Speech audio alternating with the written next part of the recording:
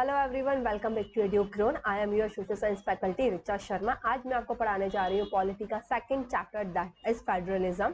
हमने जो first chapter पढ़ा था पॉलिटी का पावर शेयरिंग, उसके अंदर मैंने आपको थोड़ा सा ओवरव्यू दिया था किसका, फेडरलिज्म के बारे में। इस चैप्टर के अंदर हम प्रॉपर पूरा फेडरलिज्म क्या होता है मैं आपको समझाऊंगी, उसका क्या इम्पैक्ट था और कितने टाइप्स के होते हैं, वो सारी चीजें हम देखेंगे। Okay, so let's begin the chapter.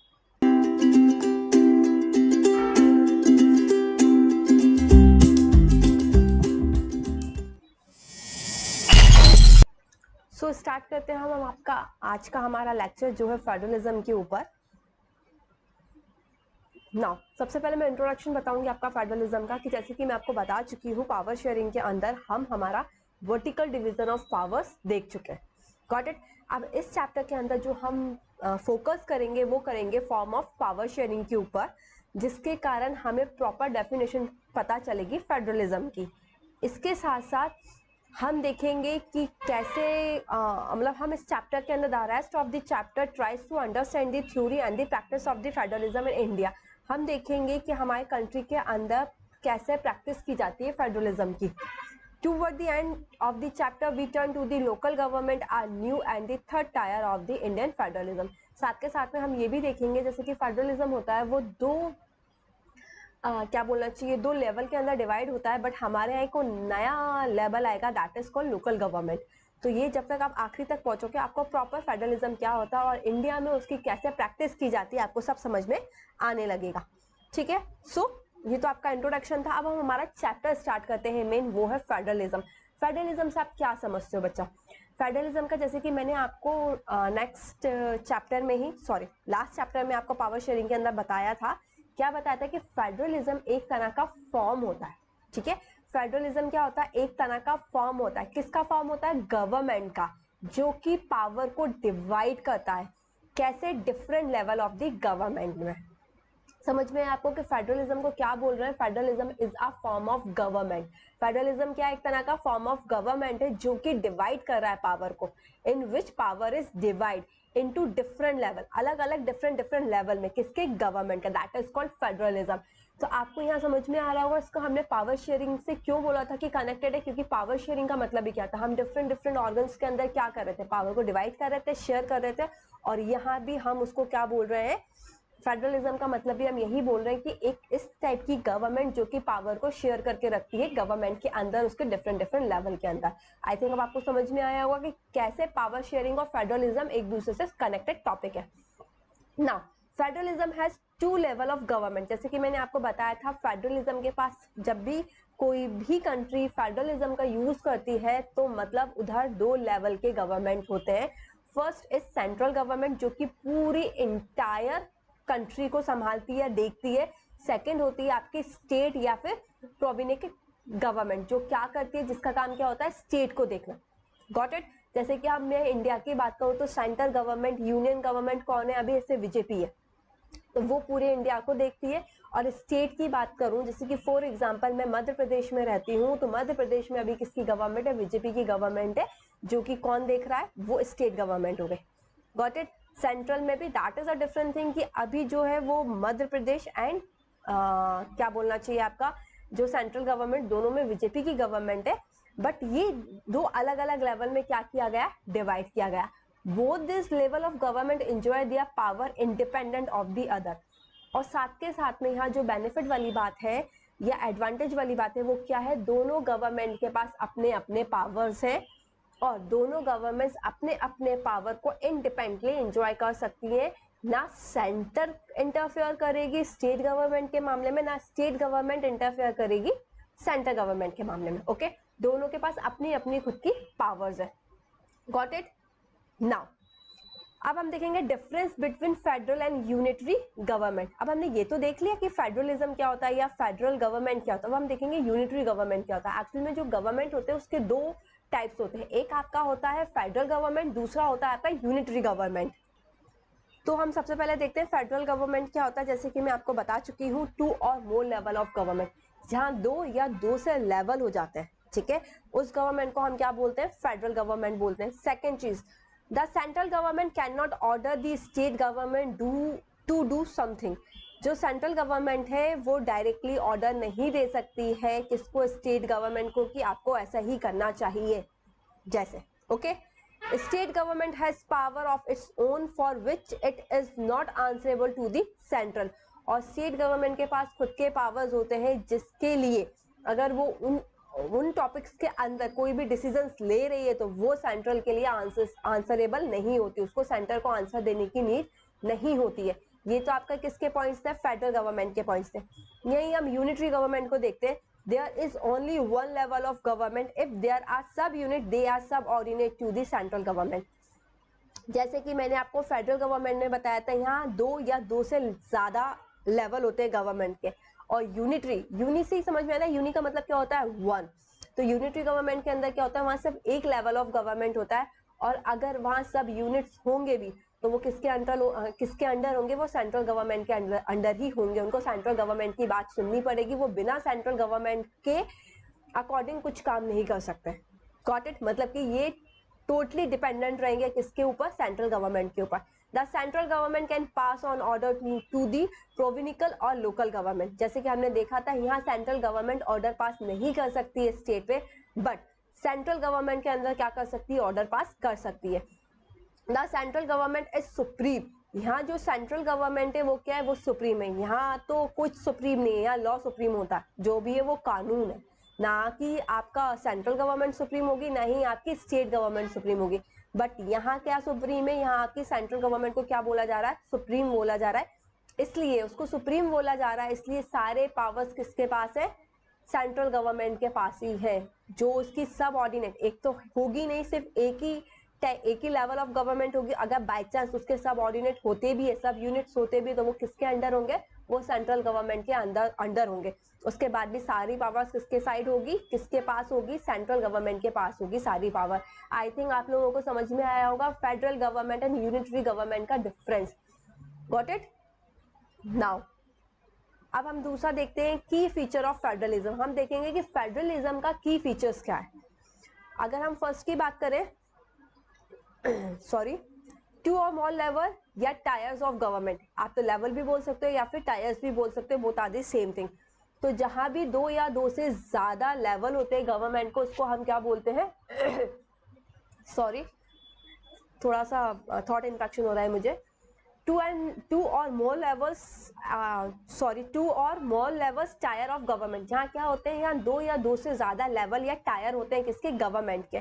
Different tyres of government govern the same citizen but each tyre has its on jurisdiction. Okay, मतलब कि जो भी डिफरेंट टायर्स की गवर्नमेंट है वो गवर्न तो करती है सेम सिटीजन्स को, ठीक है। जैसे कि फॉर एग्जांपल सेंट्रल गवर्नमेंट है, तो सेंट्रल गवर्नमेंट भी इंडियन सिटीजन्स को ही गवर्न कर रही है या चला रही है, या फिर जो स्टेट गवर्नमेंट है वो भी किसको चला रही है, वो भी इंडियन सिटीजन्स को ही गवर्न कर रही है।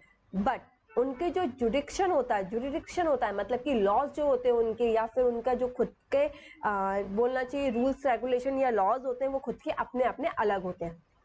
Got it. और जो ये जुरिडिक्शंस है वो क्या करा गया है, वो स्पेसिफाई किया गया है कॉन्स्टिट्यूशन में। मतलब हर एक लेवल का जुरिडिक्शन आपका स्पेसिफाई है कॉन्स्टिट्यूशन के अंदर। मतलब कॉन्स्टिट्यूशन के अंदर हमें ये बताया गया है कि किसके अंडर में कौन से पावर्स आएंगे, किसके अंडर में कौन सा काम आएगा, कौन किस लॉ या रूल्स को फॉलो करना चाहिए, like that. Got it. The fundamental provision of the constitution cannot be changed by one level of government। और जो fundamental provision है आपका constitution का, वो कोई भी change नहीं कर सकता है, कोई भी एक level की government change नहीं कर सकती, because वो इतना ज़्यादा tough होता है। हम आगे clearly देखेंगे कि कैसे। समझ में आया बट आपको कि जो फंडामेंटल प्रोविजन है, फंडामेंटल का मतलब जो होता है, जो बेसिक चीज है आपकी कॉन्स्टिट्यूशन की, आप उसको ऐसे ही चेंज नहीं कर सकते हो, ठीक है। Source of revenue for each level of the government are clearly specify in the constitution. और साथ के साथ में जो सोर्स ऑफ रेवेन्यू होगा, कौन सी गवर्नमेंट को कौन सा रेवेन्यू लेने का अधिकार है, वो सारी चीज भी कॉन्स्टिट्यूशन के अंदर क्या की गई है, मेंशन की गई है। समझ में आया आपको ये 5 पॉइंट। फर्स्ट पॉइंट में हमने ये देखा था की फीचर्स के अंदर कि आपको ये याद रखना है, कीवर्ड्स याद रखो, 2 एंड मोर लेवल, ठीक है। गवर्नमेंट के क्या क्या होना चाहिए, 2 या मोर लेवल होना चाहिए। इसके ऊपर आपको क्वेश्चन भी आ सकता है कि write down the feature of the federalism, तो आपको यही लिखना है। सेकंड क्या बोला जा रहा है, different tyre of government govern the same citizen, भले ही वो डिफरेंट टायर्स की गवर्नमेंट है लेकिन गवर्न वो किसको करती है, सेम सिटीजन को करती है। Each tyre has its on jurisdiction, ठीक है, सबके पास क्या होते हैं, खुद के ऑन जुरिडिक्शन होते हैं। The jurisdiction of each level specify in the constitution, और जो भी जुरिडिक्शन है आपका वो क्या किया गया, स्पेसिफाई किया गया कॉन्स्टिट्यूशन के अंदर। और जो फंडामेंटल प्रोविजन है कॉन्स्टिट्यूशन का, आप कोई भी एक लेवल की गवर्नमेंट उसको चेंज नहीं कर सकते, उसके पीछे कुछ स्पेसिफिक लॉज होते हैं, वो हम देखेंगे क्या होते हैं जिसके अकॉर्डिंग आप चेंज कर पाओ।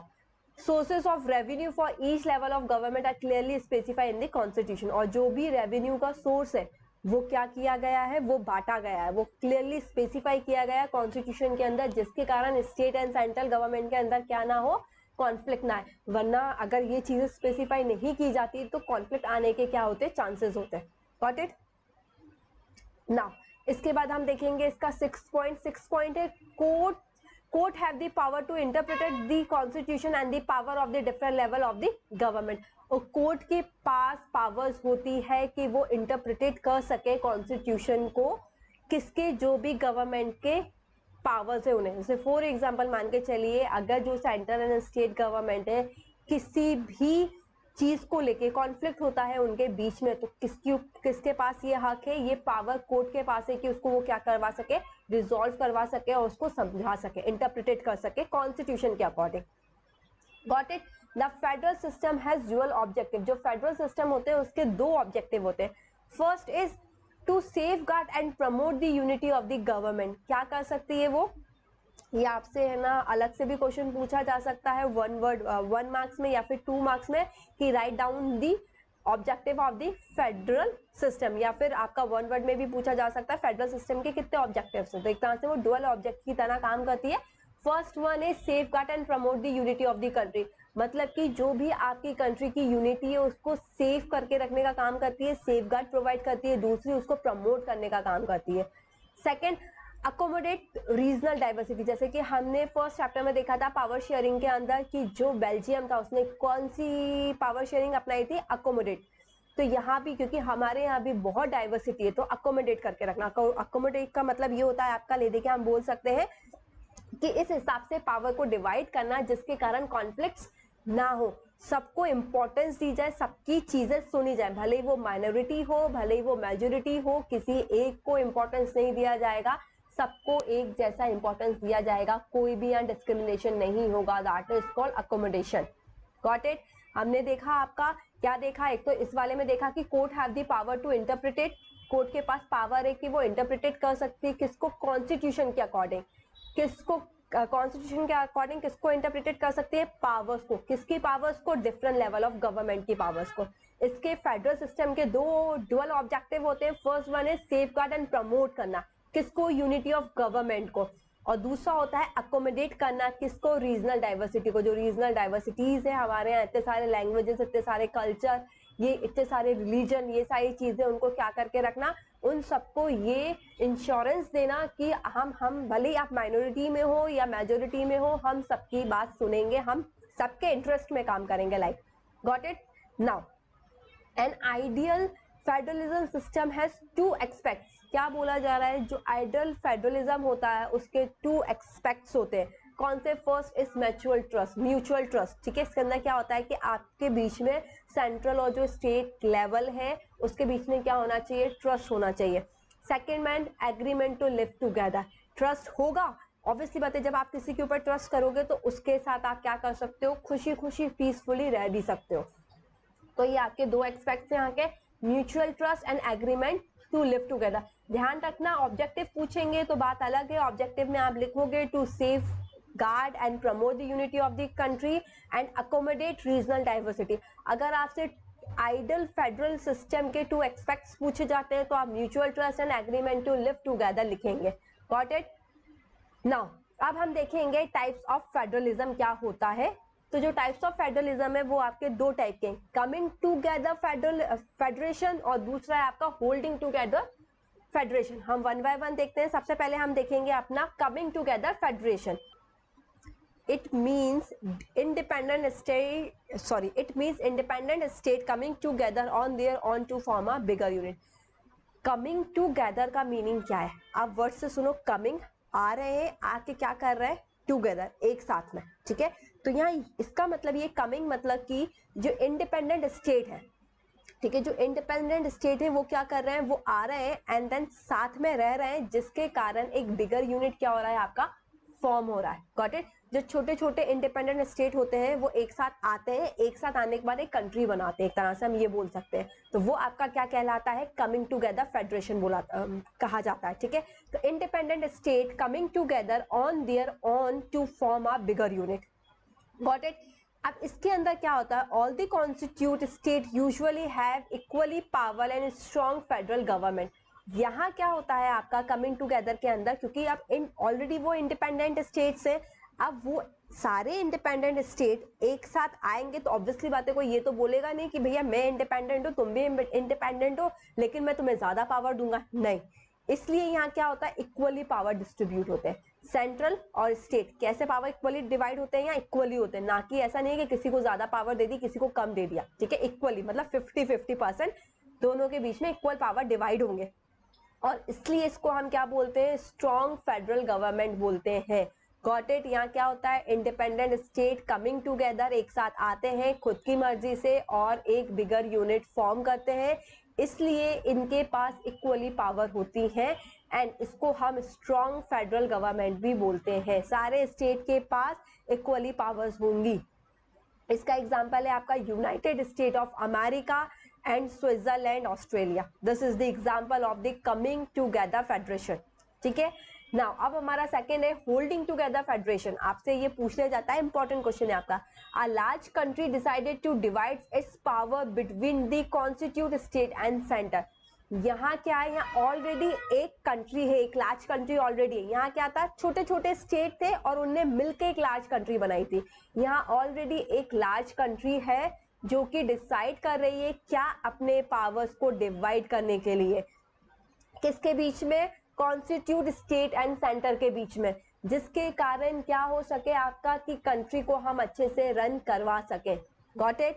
Centre is more powerful than state, लेकिन जो होल्डिंग टुगेदर फेडरेशन होता है उसके अंदर क्या होता है कि जो ज्यादा पावर होती है वो किसके पास होती है? सेंटर के पास होती है। इट मीन्स नॉट दैट कि स्टेट के पास कोई पावर नहीं है, स्टेट के पास अपनी पावर है, सेंटर के पास अपनी पावर है, लेकिन सबसे ज्यादा पावर जो होती है, जैसे कि यहाँ तो इक्वली पावर थी ना, लेकिन यहाँ थोड़ी ज्यादा पावर किसके पास होगी? आपकी सेंटर के पास होगी। Got it? Constitute unit of federation have unequal power, इसलिए इसके अंदर, इस फेडरेशन के अंदर क्या होता है? पावर का जो डिवाइडेशन हुआ है वो अनइक्वली है, इसके अंदर इक्वली है, इसके अंदर कैसा? अनइक्वली है। इसमें एग्जाम्पल बोला जा रहा है India, Spain and Belgium. This is the example of holding together federation. Got it? समझ में आया आपको कमिंग टुगेदर फेडरेशन क्या होता है, होल्डिंग टुगेदर फेडरेशन क्या होता है? Now your last topic is what make India a federal country. बोला जा रहा है हमारा कि ऐसा क्या है जो कि इंडिया को फेडरल कंट्री बनाता है। आपको एक बात जान के हैरानी होगी, या फिर आई डोंट नो आपको पता होगा कि नहीं पता होगा, हमारे कॉन्स्टिट्यूशन के अंदर कहीं भी नहीं लिखा है कि India is a federal government, okay, या India is a federal state. ये कहीं भी वर्ड हमारे, आप पूरा कॉन्स्टिट्यूशन पढ़ लीजिएगा, कहीं भी फेडरल वर्ड का मेंशन नहीं है हमारे कॉन्स्टिट्यूशन के अंदर। लेकिन उसके बाद भी अगर हमसे पूछा जा रहा है कि ऐसा क्या है जो कि इंडिया को फेडरल कंट्री बनाता है, तो हम देखेंगे कि ऐसा क्या है। एक्चुअली में होता क्या है, यहाँ हमारे यहाँ जो हमारे कॉन्स्टिट्यूशन में लिखा है, तो हम इंडिया को क्या लिखा है? यूनियन ऑफ स्टेट लिखा है, ना कि फेडरल ऑफ स्टेट लिखा है। क्या लिखा है? यूनियन ऑफ स्टेट लिखा है। लेकिन यहाँ हमारे यहाँ पावर का डिवाइडेशन इस तरीके से किया गया है कि जिसके कारण हम बोलते हैं कि इंडिया भी एक तरह से क्या है? फेडरल कंट्री है, या वो फेडरलिज्म को फॉलो करता है। Got it? नाउ अब हमारे मेन क्वेश्चन पे आते हैं। जैसे कि मैं आपको बता ही चुकी हूँ ये वाला point, the constitution declare India as a union of state, although it did not use the word federation, the Indian Union based on the principle of federalism। भले ही कहीं फेडरलिज्म का यूज, फेडरेशन का यूज नहीं किया गया है हमारे constitution के अंदर, बट उसके बाद भी जो इंडियन का जो यूनियन है वो किसके ऊपर बेस है? वो फेडरलिज्म के प्रिंसिपल के ऊपर ही बेस है। Got it?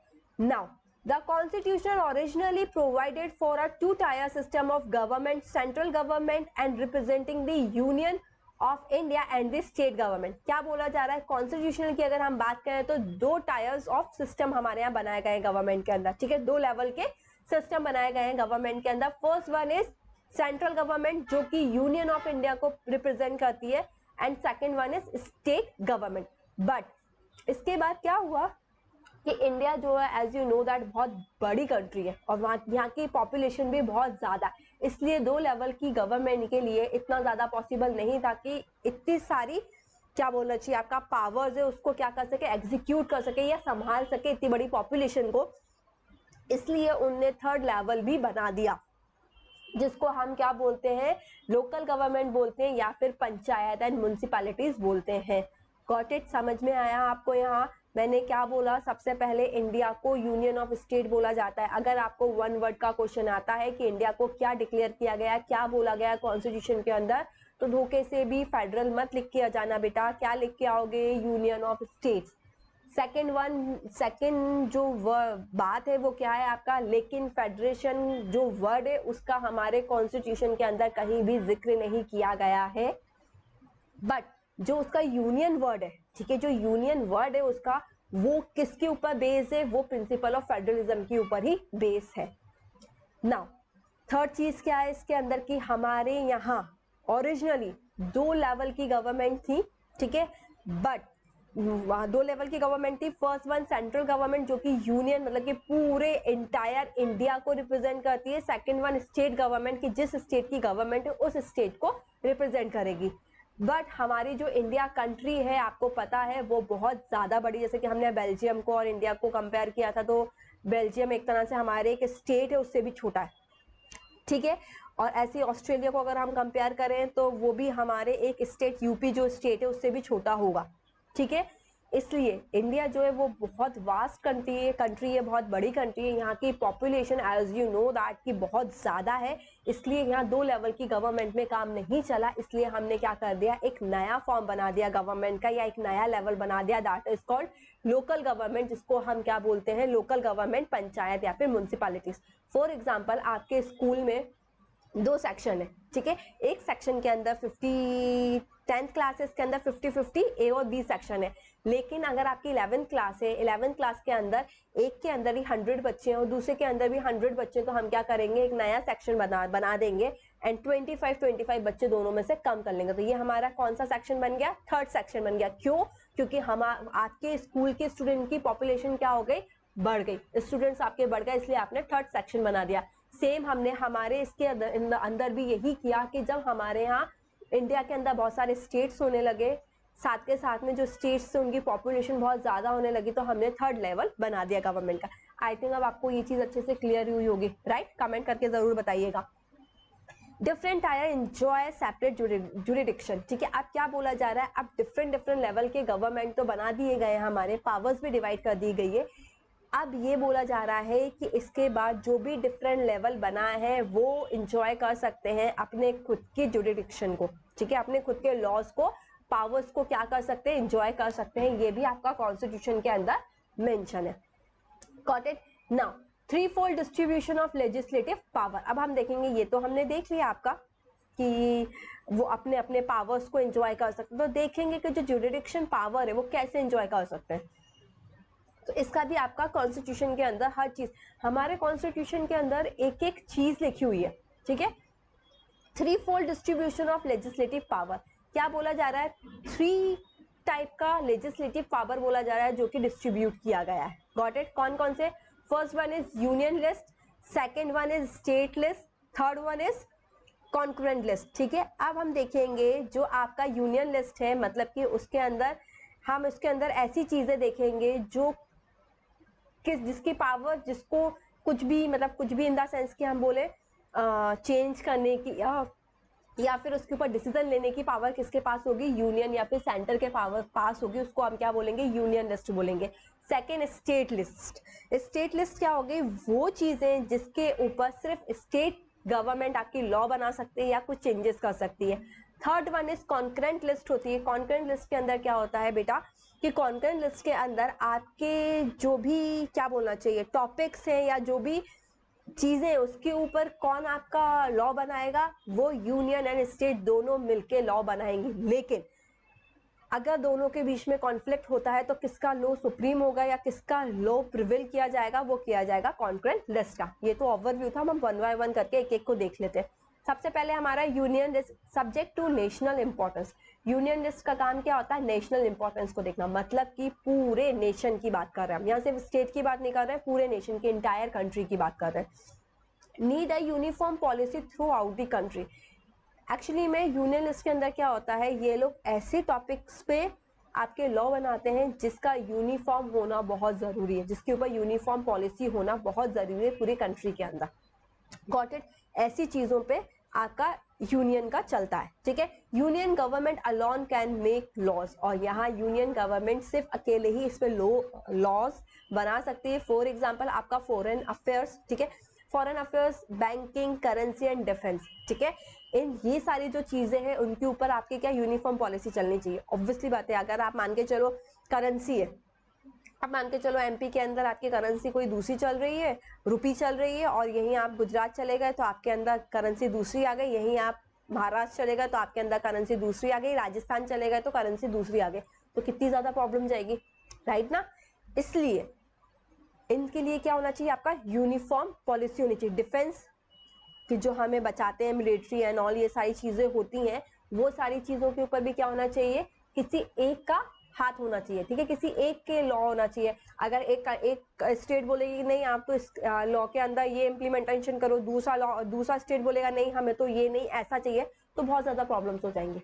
Got it? इसलिए हमने सारे लिस्ट को डिवाइड करके रखा। तो यूनियन के अंदर नेशनल इंपॉर्टेंस के लिए होता है, इसमें क्या जरूरत होती है, आपकी यूनिफॉर्म पॉलिसी की जरूरत होती है थ्रू आउट दी कंट्री, जिसके अंदर सिर्फ यूनियन गवर्नमेंट लॉ बना सकती है। एग्जाम्पल आपके foreign affair, banking, currency and defence है। हम सेकंड की बात करते हैं स्टेट लिस्ट की। तो subject of state and local importance, यहाँ किसकी बात कर रहे हैं, यहाँ सिर्फ वो सब्जेक्ट्स को इंक्लूड किया जाएगा जो कि स्टेट या फिर लोकल गवर्नमेंट के लिए इंपॉर्टेंट होंगे। स्टेट गवर्नमेंट, इसके अंदर स्टेट गवर्नमेंट क्या कर सकती है, सिर्फ लॉ बना सकती है। Example police, trade and agriculture. हमने देखा है कि जो पुलिस होती है वो सब जगह की अलग अलग होती है, राइट। मतलब मान के चलो आपकी एमपी की पुलिस अलग है, महाराष्ट्र की पुलिस अलग है, एटसेट्रा। नाउ अगर हम बात करते हैं ट्रेड, एग्रीकल्चर, इरिगेशन इनकी, तो यहाँ सबके यहाँ अलग अलग पॉलिसी बनाई जाती है। आई बात समझ में, कि जहाँ जैसा एग्रीकल्चर होगा, जिसकी जैसी क्लाइमेटिक कंडीशन होगी, उसके अकॉर्डिंग ही वहाँ क्या कराया जाएगा, क्रॉप उगाया जाएगा, एंड उसके अकॉर्डिंगली फैसिलिटीज प्रोवाइड करेगी गवर्नमेंट। इसके बाद हम देखते हैं jurisdiction differ from state to state. जो भी लॉज हैं वो एक स्टेट से दूसरे स्टेट्स में क्या करते हैं, डिफर करते हैं। Got it? समझ में आया आपको यहाँ? Now third one is concurrent list, subject to common interest. ये किसके लिए होते हैं, जो कि नेशनल इंपॉर्टेंस के लिए भी हो, साथ के साथ उस स्टेट के लिए भी क्या हो, इंपॉर्टेंट हो। तो ऐसे कॉमन इंटरेस्ट के ऊपर कौन लॉ बनाता है, इसके ऊपर सेंट्रल एंड स्टेट दोनों मिलकर लॉ बनाते हैं। अगर कॉन्फ्लिक्ट होता है तो किसकी चलेगी, यूनियन गवर्नमेंट लॉ प्रिवेल किया जाएगा, मतलब उसको महत्व दिया जाएगा। जैसे कि education, forest, trade union etcetera. Education obviously बात है, अगर आप किसी एक स्टेट में पढ़ रहे हैं, वहां से आपने पढ़ाई की, पढ़ाई करने के बाद अगर आप कुछ अच्छा बनते हैं या आप ऑब्वियसली बात है अच्छी पढ़ाई करेंगे, अच्छी जॉब मिलेगी, अच्छी जॉब मिलेगी तो आपके पास अच्छा पैसा आएगा, एंड देन वो कहाँ इन्वेस्ट किया जाएगा, आप इनकम टैक्स एंड ऑल भरोगे तो वो कहाँ दिया जाएगा, नेशन के धरी दिया जाएगा, ठीक है। तो एक तरह से state as well as nation दोनों का क्या हो रहा है, इसमें बेनिफिट हो रहा है, इसलिए ये कहाँ का क्या हो गया, कॉमन इंटरेस्ट हो गया। Got it? आई थिंक आप लोगों को ये तीनों के तीनों पॉइंट समझ में आए होंगे ना। इसके बाद आपका एक और होता है रेसिड्यूरी सब्जेक्ट। रेसिड्यूरी सब्जेक्ट ऐसा सब्जेक्ट होता है, वो सारी चीजें जब हमारे यहाँ कॉन्स्टिट्यूशन बना था उस टाइम पे हमें नहीं पता था कि क्या क्या नई नई टेक्नोलॉजी आएंगी, तो उस टाइम पे ऐसा एक क्या बोल देना चाहिए, उस टाइम पे एक ऐसा फिर से एक और नया सब्जेक्ट या फिर नई लिस्ट बना के रख दी थी कि कोई भी नई चीज आती है तो हम वो सारी चीजें किसके अंदर डाल देंगे, रेसिड्यूरी सब्जेक्ट के अंदर डाल देंगे। तो दो subject which are not mention in any of the three list, वो सारे सब्जेक्ट्स जो इन तीनों के अंदर मेंशन नहीं थे any other matter that rise with pass of time. ठीक है, पहली चीज तो वो सब्जेक्ट इसके अंदर आएंगे जो कि इन तीनों लिस्ट के अंदर नहीं थे। सेकंड चीज, जैसे जैसे टाइम गुजरता जाता है वैसे वैसे टेक्नोलॉजी बढ़ती जाती है। ठीक है, जैसे कि फॉर एग्जांपल जब कॉन्स्टिट्यूशन बनाया होगा 1947 के टाइम पे, जब हम आज़ाद हुए तो उसके बाद 1950 में बना था जो हमारा कॉन्स्टिट्यूशन। तो उस टाइम पे क्या हुआ था आपका, उस टाइम पे कंप्यूटर नहीं था तो साइबर क्राइम नहीं होते थे, तो ये सारी चीज़ उस टाइम पे नहीं आई थी, सैटेलाइट्स एंड ऑल, ये सारी चीज़ें उस टाइम पे आईटी सेक्टर एंड ऑल ये नहीं आया था। तो उस टाइम पे इसके रिगार्डिंग नहीं बताया गया था कि इसके ऊपर डिसीजन कौन ले सकता है, कौन लॉ बना सकता है। तो उसको हमने किसके अंदर डाल दिया, रेजिड्यूरी सब्जेक्ट्स के अंदर डाल दिया। अब इसके रिगार्डिंग लॉ बनाने की या डिसीजन लेने की पावर्स किसके पास होती है, यूनियन गवर्नमेंट के पास होती है। ठीक है, the union government has power to legislate on this subject. Legislate का मतलब होता है लॉ बनाना, लेजिस्लेट ऑन दिस सब्जेक्ट। इस पे कौन बना सकता है आपका लॉ, यूनियन गवर्नमेंट इस पे लॉ बना सकती है, जैसे कि computer, software, IT, cyber crime etcetera, ये सारी चीजें आपका किसके अंदर आ जाएंगी, रेसिड्यूरी सब्जेक्ट के अंदर आ जाएंगी। गॉट इट, आपको चारों के चारों समझ में आया क्या होता है, हमने कैसे डिवाइड किया गया है और क्यों किया गया है। Got it. नाउ आपका जो नेक्स्ट टॉपिक है वो है how to make changes to this power sharing arrangement. जैसे कि मैंने आपको बताया था कि कॉन्स्टिट्यूशन के अंदर ये जो पावर शेयरिंग अरेंजमेंट है उसको चेंज करना is not a easy task. ठीक है, बट अगर करना चाहे, फॉर एग्जाम्पल ऐसा लगता है कि उसके अंदर चेंजेस करना चाहिए क्योंकि उससे हमें बहुत प्रॉब्लम जा रही है, तो वो कैसे कर सकते हैं, वो क्या मेथड है या वो कौन सी स्टेप्स हैं जिनको करने से हम पावर्स को, या फिर हम बोल सकते हैं जो हमारा कॉन्स्टिट्यूशन का बेसिक स्ट्रक्चर है उसको चेंज कर सकते हैं। ठीक है, first one is sharing of power between the union government and the state government is the basic to the structure of the constitution। सबसे पहली चीज तो ये बोली जा रही है जो शेयरिंग ऑफ पावर है union government and state government का, वो एक तरह का बेसिक स्ट्रक्चर है किसका, कॉन्स्टिट्यूशन का। और किसी भी चीज का बेसिक स्ट्रक्चर चेंज करना एज यू नो दैट वो पॉसिबल नहीं होता है। अब है तो कैसे करा जाएगा वो हम देखते हैं। The parliament can not it's change this arrangement. Parliament खुद से चेंज नहीं कर सकते, ऐसा नहीं है कि पार्लियामेंट इन द सेंस की उसकी खुद की गवर्नमेंट है तो वो क्या करेगी, वो चेंज कर लेगी, नहीं, ऐसा नहीं होता है। यही तो हमारे कॉन्स्टिट्यूशन की खासियत है कि कोई एक जना कुछ भी नहीं कर सकता है, जिसके कारण हर सारी चीजों को देख के माइनॉरिटी मेजोरिटी जो भी है सारी चीजों को देखते हुए सबकी सुनते हुए हमें डिसीजन लेना पड़ता है, हमें सबको मनाना पड़ता है। Got it. तो 2 स्टेप्स है इसके लिए। First one is any change to its has to be first pass by both the house of the parliament with at least 2/3 majority. सबसे पहला स्टेप बोला जा रहा है, अगर आप बेसिक स्ट्रक्चर के अंदर चेंज करना चाहते हो, जैसे कि आपका पावर शेयरिंग जो है बेसिक स्ट्रक्चर है उसके अंदर अगर आप चेंज करना चाहते हो तो फर्स्ट कंडीशन बोली जा रही है कि जो दोनों हाउस है हमारे, ठीक है, पार्लियामेंट के दोनों जो हाउस है अपर एंड लोअर हाउस, दोनों हाउसेस को क्या करना है, 2/3 मेजोरिटी से पास करना है। ठीक है, अगर कोई भी बिल आया है, कोई भी चेंजेस करे हैं आपने, तो आप पहले दोनों हाउसेस से पास होना चाहिए, कितने, 2/3 मेजोरिटी के साथ पास होना चाहिए। उसके बाद it has to be rectified by the legislature at least half of the total state. और फिर उसके बाद क्या करा जाएगा, वो फिर से रेटिफाइड किया जाएगा, मतलब कि चेक किया जाएगा किसके थ्रू, लेजिस्लेचर के थ्रू, किसके साथ, at least half of the total state, जो भी टोटल स्टेट है उसके हाफ, मतलब मान के चलिए अगर हमारे यहाँ 28 स्टेट है तो एटलीस्ट 14 स्टेट को इसके फेवर में आना चाहिए। गॉट इट, समझ में आया। सबसे पहली चीज क्या होगी, दोनों हाउसेस में 2/3 मेजोरिटी के साथ पास होना चाहिए। सेकंड, उसको फिर से रेटिफाई किया जाएगा लेजिस्लेचर के साथ at least half of the total state, at least half of the total state, से ज्यादा हो सकते हैं हाफ से, लेकिन कम से कम एटलीस्ट हाफ तो होना ही चाहिए। गॉट इट, समझ में आया आपको ना। अब हम देखेंगे कि जुडिशरी का रोल क्या है हमारे यहाँ एंड गवर्नमेंट का रोल क्या है। Overseeing the implementation of the constitution provision and procedure, dispute about division of power settle by the high court and the supreme court. First, सबसे पहली चीज ये बोली जा रही है, जो भी लॉ बनाती है लेजिस्लेचर, उसको जुडिशरी क्या करती है, उसको देखती है कि उसका इम्प्लीमेंटेशन और जो उसका प्रोविजन है वो ढंग से हो रहा है या नहीं हो रहा है। ठीक है, दूसरी चीज, स्टेट एंड कोई भी ऐसा टॉपिक आ जाता है या ऐसा कोई सब्जेक्ट आ जाता है जिसके ऊपर कॉन्फ्लिक्ट होता है आपका, किसका, स्टेट एंड सेंट्रल गवर्नमेंट का, तो इसको रिजॉल्व करने का काम भी कौन करता है, वो सुप्रीम कोर्ट या फिर हाई कोर्ट करता है आपका। अब हम देखेंगे कि गवर्नमेंट का क्या रोल होता है। The union and the state government have the power to raise resources by levying taxes, this help them to carry out their responsibility. तो यूनियन और स्टेट गवर्नमेंट क्या करती है कि जो क्या बोलना चाहिए, एक तरह से उनके पास पावर होता है जो रिसोर्सेज है उसको बढ़ाने के लिए वो टैक्सेस को क्या कर सके, इम्प्लीमेंट कर सके, एंड देन वो साथ के साथ में जिसके कारण क्या हो सके, वो हेल्प कर सके किसकी, सिटीजन की, और रिस्पॉन्सिबिलिटी भी ले सके एक तरह से। Got it? मतलब ये गवर्नमेंट की तो रिस्पॉन्सिबिलिटी, आप टैक्स ले रहे हो तो उसके बाद रोड बनवाओ, जो वाटर इरिगेशन, वाटर की प्रॉब्लम जा रही है, इलेक्ट्रिसिटी की प्रॉब्लम जा रही है, जो भी प्रॉब्लम आ रही है उनको आप क्या करो, सॉल्व करो। Got it? नाउ अब आपका नेक्स्ट है how is federalism practice in India, कि इंडिया के अंदर फेडरलिज्म की प्रैक्टिस कैसे की जाती है, या हम इंडिया के अंदर फेडरलिज्म को कैसे अपना रहे हैं, क्या कर रहे हैं इसके कारण, जिसके कारण हम बोल रहे हैं कि इंडिया एक तरह से क्या फेडरल कंट्री है। The true success of federalism in India, nature of democratic polity. सबसे पहली चीज तो ये बोली जा रही है द ट्रू सक्सेस जो है या रियल सक्सेस जो है फेडरलिज्म की, किसके अंदर, इंडिया के अंदर, वो क्या है, डेमोक्रेटिक पॉलिसी। जो हमारे यहाँ पॉलिटिक्स है, डेमोक्रेसी की पॉलिटिक्स है वो, ठीक है। दूसरी चीज, this ensure that this spirit of federalism respect for diversity. Democracy है तो ये एक तरह से ये बोल रही है जो स्पिरिट ऑफ फेडरलिज्म है उसको इंश्योर कर रही है किसके लिए, कि हम रिस्पेक्ट करेंगे किसके, डाइवर्सिटी का, ठीक है।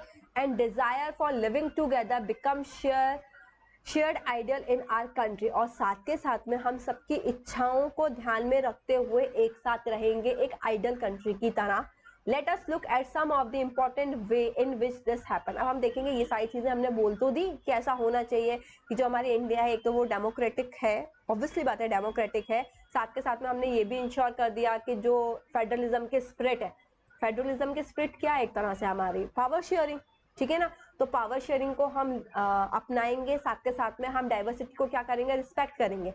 पावर शेयरिंग का मतलब ही क्या है, आप जब सारी जो भी आपके different communities and social group है उनको रिस्पेक्ट कर रहे हो, उनकी बात सुन रहे हो, उनके इंटरेस्ट में काम कर रहे हो, तो यही तो एक तरह से फेडरलिज्म आप कर रहे हो, ठीक है। तो हम कैसे ये सारी चीजें करेंगे वो हम देखते हैं हमारे नेक्स्ट स्लाइड के ऊपर। सबसे पहली चीज क्या बोली जा रही है, सबसे पहला काम हमने क्या किया है, लिंग्विस्टिक स्टेट्स बनाए, ठीक है। हमने ये तो देख लिया था कि हमने पावर्स को डिवाइड कर दी थी central, state and local government के अंदर, ठीक है, जो कि हमारी म्यूनिसिपैलिटीज एंड ऑल था, इसके अंदर हमने डिवाइड कर दिया था। लेकिन उसके बाद भी जैसे कि हमने बेल्जियम के अंदर देखा था, ब्रुसले करके जो आपकी कैपिटल थी, वहां बहुत ज्यादा जो मैक्सिमम लैंग्वेज बोलने वाले लोग थे वो कौन से थे, वो फ्रेंच थे, 20% नॉर्मल डच लैंग्वेज बोलने वाले लोग थे, ठीक है। तो उनने क्या किया था, लिंग्विस्टिक करके उनने भी एक कम्युनिटी बनाई थी या फिर एक ग्रुप बनाया था, जिसको भी उनने क्या कर दिया था, पावर्स दिया था। तो हम यहाँ भी सेम यही करने वाले और हमारे यहाँ करा भी गया है, ठीक है। तो हम देखेंगे लिंग्विस्टिक स्टेट। लिंग्विस्टिक स्टेट का मतलब होता है स्टेट्स बनाना किसके बेसिस पे, लैंग्वेज के बेसिस पे। Got it?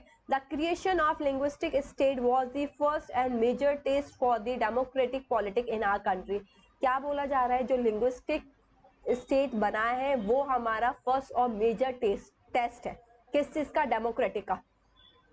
In 1947, boundaries of several old states were changed to create new state. 1947 के बाद हमारे यहाँ क्या हुआ था, बहुत सारे जो ओल्ड स्टेट्स है उसको हमने चेंज करके न्यू स्टेट्स भी बनाए on the basis of language. किसके बेसिस पे, लैंग्वेज के बेसिस पे बनाए हैं, साथ के साथ में कल्चरल इथेंसिटी एंड ज्योग्राफी के बेसिस पे भी बनाए हैं। हमने सिर्फ ये नहीं किया, लैंग्वेजेस के बेसिस पे भी ऐसे बहुत सारे स्टेट्स हैं जो कि नए बनाए गए हैं, साथ के साथ में उनका कल्चर डिफरेंट होगा तो कल्चर इथेंसिटी या फिर उनकी जो ज्योग्राफिकल कंडीशन है उनको ध्यान में रखते हुए भी हमने क्या किया है, नया स्टेट्स बनाए हैं। अगर हम एग्जाम्पल की बात करें, नागालैंड, उत्तराखंड एंड झारखंड, ठीक है, ये जो स्टेट्स हैं वो इन्हीं के बेसिस पे बने हैं। Got it? Now language policy होती क्या है, अब हम ये देखेंगे। हमने ये तो देखिए, आपको लिंग्विस्टिक स्टेट समझ में आ गया ना आपको कि क्या किया गया है। एक तरह से जो लिंग्विस्टिक स्टेट से वो क्या है, एक तरह से फर्स्ट एंड मेजर टेस्ट है किसका, डेमोक्रेटिक पॉलिटिक्स का। साथ के साथ में 1947 के अंदर बहुत सारे जो ओल्ड स्टेट्स से उनके अंदर चेंजेस करके नए स्टेट बनाए गए हैं दो बेसिस पे, एक तो लैंग्वेज के बेसिस पे, दूसरी कल्चर, इथेंसिटी एंड ज्योग्राफी के बेसिस पे, जिसका एग्जांपल है नागालैंड, उत्तराखंड एंड झारखंड। अब हमारे नेक्स्ट पे आते हैं, हम देखेंगे लैंग्वेज पॉलिसी क्या होती है। Our constitution has not made any language the national language of India. हमारे इंडिया ने जो लैंग्वेज पॉलिसी है, हमारे जो इंडिया है उसने कभी भी क्या नहीं किया, नेशनल लैंग्वेज नहीं बनाई है। क्यों? क्योंकि हमारे इतनी डाइवर्सिटी, अगर किसी एक लैंग्वेज को हम नेशनल लैंग्वेज बना देते तो जो दूसरी लैंग्वेजेस थी उन्हें क्या लगता है कि हमें इंपॉर्टेंस नहीं दी जा रही है।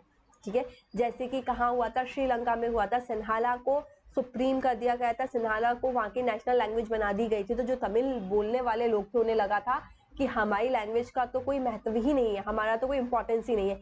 सेम विद दिस, ऐसी कंडीशन हमारे यहाँ ना आए, इसलिए हमने क्या किया, किसी को भी नेशनल लैंग्वेज नहीं बनाया है। India was identify as the official language. India को क्या बनाया गया है, ऑफिशियल लैंग्वेज बनाया गया है, बिकॉज क्योंकि हमारे यहाँ 40% के करीब इंडिया में लोग बाग क्या बोलते हैं, हिंदी बोलते हैं, इसलिए। Beside Hindi, there were 21 other language recognized as scheduled language by the Constitution. आपके यहाँ क्या है, हमारे यहाँ कॉन्स्टिट्यूशन के अंदर शेड्यूल लैंग्वेज दी गई है, जिसके अंदर टोटल 22 लैंग्वेजेस का पूरा क्या किया गया, वर्णन किया गया। हम बोल सकते हैं 22 लैंग्वेज को प्रॉपर वहां लिखा गया है कि ये सारी की सारी लैंग्वेज हमारे इंडिया की ही है। ठीक है, मतलब उसका मतलब ये जो 22 लैंग्वेज उसके अंदर दी गई है, उसके अंदर आप अपना एग्जाम दे सकते हो। ठीक है, जैसे कि आपको यूपीएससी का एग्जाम देना है तो उसके अंदर आप उसमें से कोई भी लैंग्वेज चूज कर सकते हो। Got it. हिंदी को छोड़ के, अगर हिंदी को छोड़ के बात करें तो 21 लैंग्वेज होंगी, और अगर हम हिंदी को भी इंक्लूड करते हैं तो कितनी लैंग्वेज होंगी, हमारी 22 लैंग्वेजेस होंगी, जो कि शेड्यूल की गई है किसके अंदर, कॉन्स्टिट्यूशन के अंदर। State to have their own official language, साथ के साथ में हिंदी को तो हमने ऑफिशियल लैंग्वेज बोला है, लेकिन इसके अलावा आपका जो स्टेट है, आपके उस स्टेट में कौन सी लैंग्वेज ज्यादा बोली जाती है, उसको हम क्या रखेंगे, ऑफिशियल लैंग्वेज, उस स्टेट की ऑफिशियल लैंग्वेज रखेंगे। Got it. Use of English for official purpose was to stop in 1965। अब क्या हुआ, जो इंग्लिश लैंग्वेज का हम जो सबसे ज्यादा यूज करते थे, उसका ऑफिशियल पर्पज के लिए क्या कर दिया गया, स्टॉप कर दिया गया 1965 में। बट जब ऐसा किया गया तो तमिलनाडु के इधर क्या हुआ, वहां के लोगों ने मूवमेंट, क्या बोलना चाहिए, मूवमेंट कर दिया, एक स्ट्रगल कर दी, जो कि वॉयलेंट फॉर्म में कन्वर्ट हो गया। एंड देन उसके बाद जो गवर्नमेंट थी उसने एक नया स्टेप लिया कि English as well as Hindi दोनों को हम ऑफिशियल लैंग्वेज की तरह यूज कर सकते हैं। क्योंकि तमिल के अंदर प्रॉब्लम क्या जाती है, तमिल का जो भी आपके नॉर्थ ईस्ट स्टेट है या फिर हम बोल सकते हैं साउथ के स्टेट्स हैं, वहाँ इशू ये होता है कि लोगों को हिंदी नहीं आती है। ठीक है, और यहाँ के लोग जो जाते हैं, अदर कंट्री अदर स्टेट के लोग जाते हैं, तो उन लोगों को हिंदी आती है, बट दोनों को इंग्लिश आती है। तो इसलिए उनने सोचा था कि इंग्लिश उन्हें भी आती है, हमें भी आती है, क्योंकि हम साउथ की लैंग्वेज को या फिर नॉर्दर्न साइड की जो लैंग्वेज है उनको हम इतनी ईजिली नहीं सीख सकते, क्योंकि वो बहुत टफ लैंग्वेज होती है। तो उनके लिए हिंदी सीखना मुश्किल होता है, हमारे लिए उनकी लैंग्वेज सीखना मुश्किल होता है। इसलिए उनने इंग्लिश को क्या कर दिया, एक कॉमन लैंग्वेज बना दिया, जिसके कारण उन्हें भी प्रॉब्लम ना जाए और हमें भी प्रॉब्लम ना हो। ठीक है, तो अब क्या हुआ, पहले सिर्फ हिंदी थी, अब इंग्लिश भी हिंदी के साथ ऑफिशियल पर्पस के लिए क्या होने लगी, यूज होने लगी। आई थिंक समझ में आया होगा आपको कि लैंग्वेज पॉलिसी क्या थी हमारी। नाउ सेंटर स्टेट रिलेशन, अब हम देखेंगे सेंटर और स्टेट के रिलेशन कैसे थे या क्या है। After 1947 India had a same ruling party for a long period of time. अब क्या हुआ था 1947 के बाद की हम बात करें, जैसे हमें आज़ादी मिली थी, तो जो कांग्रेस पार्टी थी वो बहुत टाइम तक रूलिंग पार्टी थी। ठीक है, sometime the power of the state government were undermined by the central government, जिसके कारण क्या होता था कि एक रूलिंग पार्टी, एक ही रूलिंग पार्टी है, उसका ही चल रहा है, उसी का सब कुछ चलता आ रहा है बहुत टाइम से, कोई दूसरी पार्टी है ही नहीं। तो जिसका मिसयूज हो जाता था, एक तरह से हम बोल सकते हैं कि जो सेंट्रल गवर्नमेंट होती थी वो स्टेट गवर्नमेंट की पावर को क्या कर लेती थी, अंडरमाइन कर लेती थी। ठीक है, मतलब दबा देती थी, एक तरह से ही अपने अंडर में कर लेती थी। But after 1990 due to multi party system coalition government was found. क्या बोला जा रहा है, 1990 के बाद क्या हुआ, जब मल्टी पार्टी सिस्टम आया हमारे यहाँ, तब कोalition गवर्नमेंट हमारी क्या हुई, फॉर्म हुई। कोalition गवर्नमेंट का मतलब क्या होता है, जब किसी एक की मेजोरिटी नहीं होती है तब 2-3 पार्टी मिलके जब गवर्नमेंट फॉर्म करती है, उसको हम कोalition गवर्नमेंट बोलते हैं। ठीक है, समझ में आया। कोलिशन का मतलब ही क्या होता है, मिला जुला, ठीक है। तो मतलब किसी भी एक क्या बोलना चाहिए, किसी भी एक पार्टी की सरकार नहीं है यहाँ, ठीक है। मतलब वो पूरी तरीके से मेजोरिटी में नहीं आई है, इसलिए 2-3 ने मिला के क्या बनाया है, हमारा कोलिशन गवर्नमेंट बनाया है। This made India as strong federal country. जो क्या बोल रहा है, इंडिया को क्या बना रहा है, एक तरह से स्ट्रॉन्ग फेडरल कंट्री बना रहा है। क्यों? क्योंकि जितने ज्यादा ऑप्शन होंगे आपके लिए चूज करने के लिए, उतना ज्यादा कंट्री को क्या बोला जाता है, फेडरल बोला जाता है। क्योंकि अगर सिर्फ एक ही आपके यहाँ मतलब एक ही आपके यहाँ पार्टी रहेगी, तो ऑब्वियसली बात आपके पास तो ऑप्शन है ही नहीं, आप किसी और को तो चूज कर ही नहीं सकते हो।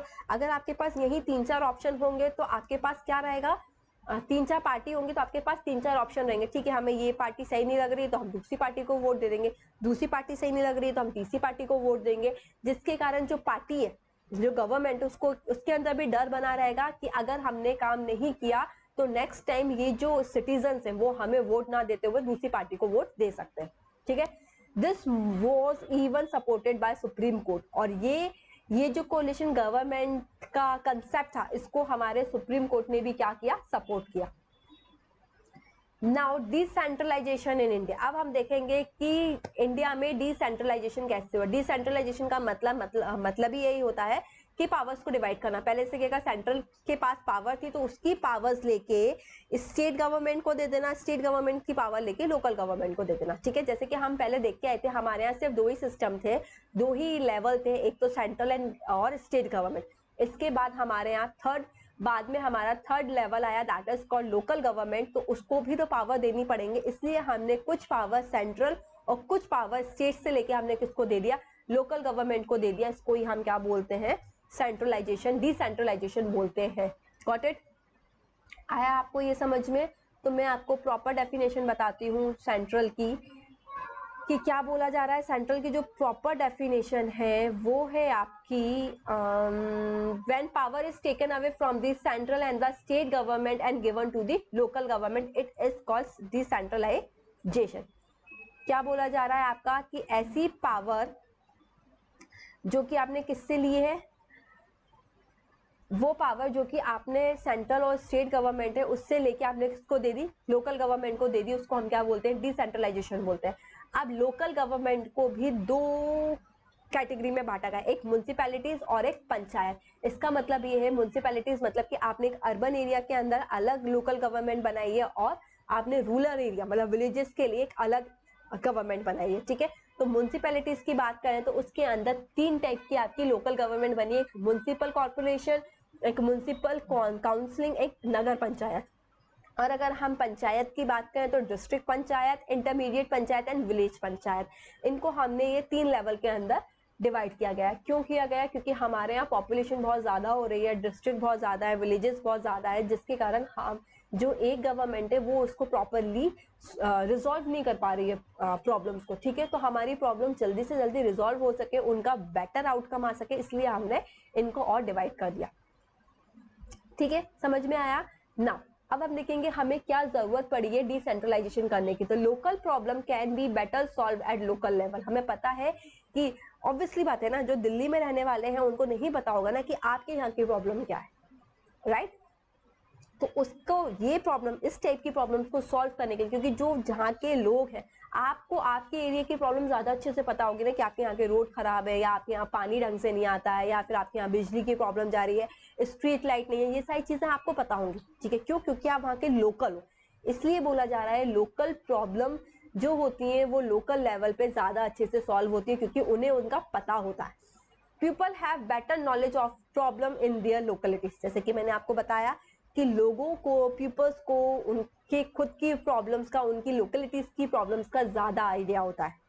Best way to release principle of democracy at grass root level. और जो डेमोक्रेसी की प्रिंसिपल है वो है ही इसके अंदर कि आप पावर्स को क्या करो, डिवाइड करो, जिसके कारण आउटकम जो हो वो बहुत अच्छा आ सके। People directly participate in decision making. और साथ के साथ में क्या होता है, ये जो आपने लोकल गवर्नमेंट बना दी है, पंचायत एंड ऑल, जिसके कारण क्या होता है, सब लोग डिसीजन मेकिंग का पार्ट बन सकते हैं, ठीक है, क्योंकि जितनी ज्यादा पॉपुलेशन होगी उतना ज्यादा लोग बाग नहीं बन सकते ना, इसलिए तो हम क्या करते हैं, एक हमारे लिए हमारे डिसीजन कोई और ले सके उसके लिए हम एक रिप्रेजेंटेटिव चूज करते हैं जिसको हम पीएम बनाते हैं, राइट। इसलिए यहाँ क्या बोला जा रहा है आपका कि एक और चीज हो सके कि पीपल डायरेक्टली पार्टिसिपेट कर सके डिसीजन मेकिंग के अंदर। समझ में आ गए 4 चीज। सबसे पहले डिसेंट्रलाइजेशन की क्यों नीड है, पावर को शेयर करने की क्यों नीड है, क्योंकि जो लोकल प्रॉब्लम है वो लोकल लेवल पे ज्यादा अच्छे से सॉल्व हो सकती है। इसके पीछे का रीजन क्या है, क्योंकि जो लोकल लोग होते हैं वो अपनी प्रॉब्लम्स को ज्यादा अच्छे से जानते हैं, और इस तरीके से हमें ये लगता है कि हम ग्रास रूट लेवल को क्या कर रहा है, फॉलो कर रहे हैं एक तरह से डेमोक्रेसी के प्रिंसिपल को, और पीपल डायरेक्टली पार्टिसिपेट कर सकते हैं डिसीजन मेकिंग के अंदर। Got it. Now step 2 what decentralisation. अब हम देखेंगे कि डिसेंट्रलाइजेशन को हमने कर तो दिया, लेकिन वो प्रॉपर फॉलो हो रहा है या प्रॉपर इंप्लीमेंट हो रहा है या नहीं हो रहा, उसके लिए क्या स्टेप्स ली गई हैं। First one is now it is a constitutionally mandatory to hold regular election to local government bodies। इससे पहले क्या होता था, जब हमारा डिसेंट्रलाइजेशन किया गया था, लोकल गवर्नमेंट बनाई गई थी, तो उस टाइम पे प्रॉपर इलेक्शन होते ही नहीं थे। उन्हें कहने के लिए कह तो दिया था कि पावर्स दे दी गई है, लेकिन उनको इतनी पावर्स दी नहीं गई थी। इसलिए बाद में क्या किया, गवर्नमेंट ने चेंजेस लेके आए कि अब ये कॉन्स्टिट्यूशनली मैंडेटरी हो गया था कि इलेक्शन होने हैं, मतलब होने हैं, हर 5 साल में आपके इलेक्शन जो होते हैं वो होके रहेंगे। वो एक टाइम पीरियड जो फिक्स रहता है आपका, उसके अकॉर्डिंग आपके क्या होंगे, इलेक्शन होंगे। सेकेंड, रिजर्वेशन सीट का यहाँ भी फंडा अप्लाई किया गया कि जो सीट रिजर्व है वो दी जाएगी, शेड्यूल कास्ट को अलग दी जाएगी, शेड्यूल ट्राइब को अलग दी जाएगी, एंड बैकवर्ड क्लासेस को अलग दी जाएगी, जिसके कारण जो कास्ट का प्रॉब्लम है, रिलीजन का प्रॉब्लम है, या फिर हम बोल सकते हैं लैंग्वेज का जो इशू होता है वो ना हो। ठीक है, इसमें इस चीज को ध्यान में रखते हुए हमने क्या किया, रिजर्वेशन की पॉलिसी लेके आया। तो seat are reserve in elected bodies, जो कि कौन कौन सी होंगी, शेड्यूल कास्ट के लिए भी दिया जाएगा, शेड्यूल ट्राइब के लिए भी दिया जाएगा, और बैकवर्ड क्लासेस के लिए भी दिया जाएगा, जिसके कारण इन्हें ये ना लगे कि हम माइनॉरिटीज में या फिर हम गरीब है तो हमारी बात नहीं सुनी जा रही है। ठीक है, at least 1/3 of all position are reserve for women. साथ के साथ में विमेन के लिए भी क्या करा गया है, 1/3 पोजीशन रिजर्व करके रखी गई है। The state election commission was created to conduct panchayat and municipal election. और साथ के साथ में क्या करा गया है, स्टेट इलेक्शन कमीशन बनाई गई है, जिसके कारण वो कंडक्ट कर सके किसको, पंचायत एंड म्युनिसिपल इलेक्शन को। The state government are required to share some power and revenue with local government bodies। और जो स्टेट गवर्नमेंट है उनके लिए ये जरूरी है या रिक्वायरमेंट है कि वो शेयर करें अपने कुछ पावर और रेवेन्यू को किसके साथ, लोकल गवर्नमेंट के साथ, तभी तो वो काम कर पाएंगे। अगर उन्हें पावर ही नहीं होगा तो वो कैसे काम करेंगे, और उनके पास जब पैसा या रेवेन्यू नहीं आएगा तो भी वो कैसे काम करेंगे। तो ये सारी चीजें क्या होनी चाहिए, इंपॉर्टेंट होनी चाहिए। ठीक है, इसी के कारण हमें ये बोला गया, अगर आपको लिखने के लिए आता है स्टेप्स क्या होती हैं डिसेंट्रलाइजेशन की, तो you have to write all this steps. Got it. Now local government body in urban areas. अब हम देखेंगे कि local government bodies urban area के अंदर कैसे होते हैं। ठीक है, तो जैसे कि अर्बन एरिया की भी हम बात करें तो 2 टाइप की सिटी होती है, एक छोटी सिटी होती है जिसको भी हम टाउन टाइप का बोल देते हैं, एक बिग सिटी होती है जैसे कि मेट्रो सिटीज एंड ऑल, इसको हम बोलते हैं। ठीक है, तो टाउन के अंदर जो लोकल गवर्नमेंट बनाई गई उसको हम बोलते हैं म्युनिसिपैलिटीज। ठीक है, टाउन को हम क्या बोलते हैं, म्युनिसिपैलिटीज जो बनाते हैं वह म्युनिसिपैलिटीज बोलते हैं, और बिग सिटीज के अंदर जो लोकल गवर्नमेंट बनाई है उसको बोला जाता है municipal corporation. Got it, difference समझ में आया आपका। टाउन के अंदर म्युनिसिपैलिटीज होती हैं और बिग सिटीज के अंदर म्युनिसिपल कॉर्पोरेशन होते हैं। म्युनिसिपल चेयरपर्सन इज हेड, और यहाँ के जो हेड होते हैं वो कौन होते हैं, म्युनिसिपल चेयरपर्सन होते हैं, और यहाँ के जो हेड होते हैं उसको हम मेयर बोलते हैं। ठीक है, आप भी मुझे कमेंट करके बताइएगा कि आपके यहाँ क्या है, आप कहाँ रहते हैं, और आपके यहाँ म्युनिसिपैलिटीज है या फिर म्युनिसिपल कॉर्पोरेशन, और जो आपके यहाँ के हेड है वो मेयर है या फिर म्युनिसिपल चेयरपर्सन है। ठीक है, I am waiting. Now local government in rural area, जैसे कि हमने अर्बन एरिया की बात की थी, यहाँ रूरल एरिया के अंदर भी क्या किया गया है, आपका डिवाइड किया गया है। जैसे कि हमें पता है रूरल एरिया के अंदर भी आपका विलेज होता है, ब्लॉक होता है, डिस्ट्रिक्ट होता है, ये सारी चीजें होती हैं। ठीक है, तो हम उसके बारे में भी देखेंगे। आपने सुना होगा तहसील, आपकी डिस्ट्रिक्ट एंड ऑल, फिर गांव है, फिर तहसील है, और ऐसे लाइक ऐसे उससे भी छोटा है तो कुछ और है। ऐसा हम सब करते हैं, ठीक है। तो लोकल गवर्नमेंट, तो इसको ये जो सारा सिस्टम है उसको हम क्या बोलते हैं, पंचायती राज सिस्टम बोलते हैं। अगर आपको लिखने के लिए आ जाए कि पंचायती राज सिस्टम का डायग्राम बनाओ या लिखो, तो you have to write all this points, got it. One by one हम देखते हैं। सबसे पहले है विलेज लेवल, ठीक है। विलेज लेवल की बात करते हैं तो इसको हम ग्राम पंचायत बोलते हैं, ठीक है। ग्राम का मतलब ही होता है गांव, ठीक है, और विलेज का मतलब ही क्या होता है, गांव आपका। तो विलेज लेवल मतलब कि ग्राम पंचायत यहाँ होती है। ग्राम पंचायत होती है जो किससे फॉर्म की गई है, वो फॉर्म की गई है आपकी ग्राम सभा से, ठीक है। जो ग्राम पंचायत है वो किससे बनती है, वो ग्राम सभा से बनती है। उसके जो हेड होते हैं वो कौन होते हैं, सरपंच होते हैं, गॉट इट। विलेज लेवल की बात करें तो यहाँ ग्राम पंचायत होती है जो कि ग्राम सभा से बनती है। इसके जो हेड होते हैं वो कौन होते हैं, सरपंच होते हैं। अब हम बात करते हैं ब्लॉक लेवल की। ब्लॉक लेवल का मतलब होता है पंचायत समिति, ठीक है। जैसे कि यहाँ ग्राम पंचायत था, यहाँ क्या होती है, पंचायत समिति होती है। इलेक्टेड बाय पंचायत मेंबर, जो किसके थ्रू इलेक्ट किया जाता है, जो पंचायत के मेंबर होते हैं वो मिलके इसको इलेक्ट करते हैं। और इसका जो हेड होता है वो कौन होता है, बीडीओ होता है। अब हम बात करते हैं डिस्ट्रिक्ट की, नेक्स्ट लेवल की। डिस्ट्रिक्ट मतलब कि जिला परिषद, ठीक है। जिला परिषद को कौन इलेक्ट करता है, form by elected member and the have member of Lok Sabha and MLA of the district. इसको कौन बनाते हैं, इलेक्टेड मेंबर। कौन से इलेक्टेड मेंबर, लोकसभा के या फिर एमएलए आपके डिस्ट्रिक्ट के। और इसके जो चेयरपर्सन होते हैं या फिर हम बोल सकते हैं हेड जो होते हैं वो होते हैं जिला chairperson, got it. I know ये जो चैप्टर है आपका वो थोड़ा लेंदी है, but what can I do for it. बस मैं यही कर सकती हूँ कि आपको छोटी सी छोटी मतलब सिंपल लैंग्वेज में आपको मैं समझा सकूं। अब हम देखेंगे कि significance of local government, okay. Local government is the largest experiment of the democracy. अब हम देखेंगे कि लोकल गवर्नमेंट का क्या सिग्निफिकेंस है, ठीक है। मतलब उसका अगर हमने बनाया है तो उसका कोई यूज है भी या नहीं है, तो देखते हैं हम। अभी तक मैंने आपको चैप्टर समझाया तो आपको समझ में आ ही गया होगा कि क्या सिग्निफिकेंस है, बट उसके बाद भी मैं आपको एक बार बता देती हूँ। Local government is the largest experiment of the democracy. जो लोकल गवर्नमेंट है वो लार्जेस्ट एक्सपेरिमेंट बोला गया है किसका, डेमोक्रेसी का। There are now about 36 lakh elected representative in the panchayat and municipalities. और बोला जा रहा है देयर आर नाउ, अगर हम अभी की बात करें तो 36 लाख इलेक्टेड रिप्रेजेंटेटिव है किसके अंदर, पंचायत एंड म्यूनिसिपैलिटीज के अंदर। Constitutional status of local government has help deepen the democracy. और जो लोकल गवर्नमेंट का हम स्टेटस लेके आए हैं कॉन्स्टिट्यूशन के अंदर, वो डेमोक्रेसी के अंदर हमारा बहुत हेल्प कर रहा है। कैसे हेल्प कर रहा है, क्योंकि हमारी पावर शेयरिंग हुई है। पावर शेयरिंग हुई तो जिसके कारण हर लोगों मतलब सब लोगों को क्या मिल रही है, इंपॉर्टेंस मिल रही है, ठीक है। अब यहाँ ये नहीं है कि नहीं किसी एक ने ही अपने अकॉर्डिंग डिसीजन ले लेगा, लाइक दैट, ठीक है। इसलिए बोला जा रहा है कि वो बहुत ज्यादा हेल्प कर रहा है डेमोक्रेसी के अंदर। साथ के साथ में women's representation and voice as increase. हमने देखा जैसे कि आपका लोकल गवर्नमेंट आया तो वहाँ 1/3 पोजीशन किसको दी गई, वुमेन्स को दी गई। इससे पहले वुमेन्स का रोल होता ही नहीं था। तो इसके कारण जो वुमेन्स की रिप्रेजेंटेशन है या उनकी आवाज है वो भी क्या हो रही है, बुलंद हो रही है, ठीक है। समझ में आया आपको यहाँ तक। Now difficulties faced by local government. अब हम ये देखेंगे कि लोकल गवर्नमेंट को क्या डिफिकल्टीज फेस करनी पड़ती है। सबसे पहले जो ग्राम सभा के इलेक्शन होते हैं वो प्रॉपरली नहीं होते, रेगुलरली नहीं होते।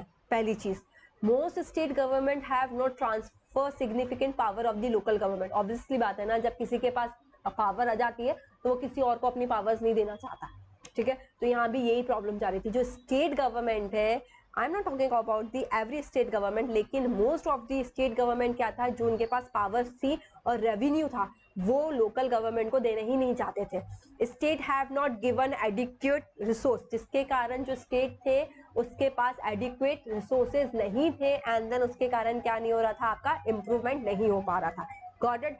आई थिंक आपको समझ में आया होगा कि हमारा फेडरलिज्म क्या था, फेडरलिज्म क्या होने के बाद हमने उसको कैसे इम्प्लीमेंट किया, और हमारे यहाँ कैसे बोला जाता है कि हम कैसे प्रैक्टिस कर रहे हैं फेडरलिज्म की, ठीक है। आई होप आपको ये चैप्टर बहुत अच्छे से क्लियर हुआ होगा। इसके बाद भी ये चैप्टर थोड़ा सा बड़ा था, अगर आपको लगता है कि कोई डाउट था, हमने वन शॉट के अंदर कंप्लीट करने की कोशिश की है, ठीक है। और मैंने बहुत सिंपल लैंग्वेज में समझाने की कोशिश की है, ठीक है। इसके बाद भी आपको लगता है बच्चा कि आप लोगों को फिर भी कोई डाउट हो तो आप मुझे कमेंट कीजिएगा, मैं आपके डाउट्स और ज्यादा ईजी लैंग्वेज में क्लियर करने की कोशिश करूंगी, ठीक है। So please like, comment, share my video if you like it, and subscribe my channel, जिसके कारण आपको पहले से ही नोटिफिकेशन मिल जाएगा। Okay, so bye bye, take care, all the best your examination.